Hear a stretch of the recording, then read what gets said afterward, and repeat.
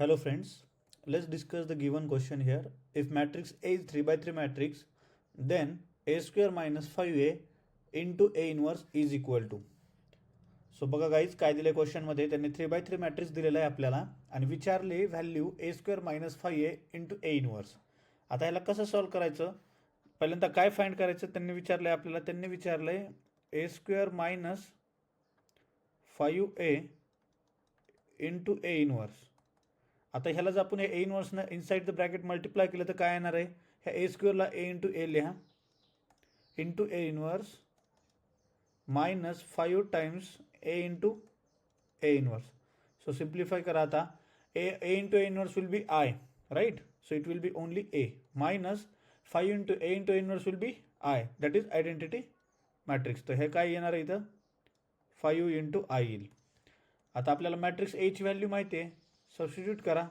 काय आहे मॅट्रिक्स आहे 1 2 3 -1 1 2 आणि थर्ड रो आहे 1 2 4. ठीक आहे.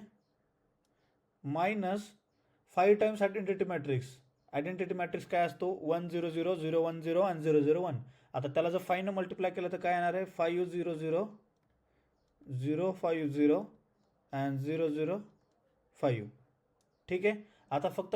आता दोन मॅट्रिक्सची सबस्ट्रॅक्शन म्हणजे corresponding एलिमेंटचं subtraction. 1 - 5 will be 1 - 5 will be -4 2 3 -1 1 - 5 will be -4 2. Third row will be 1 2 4 - 5 will be -1.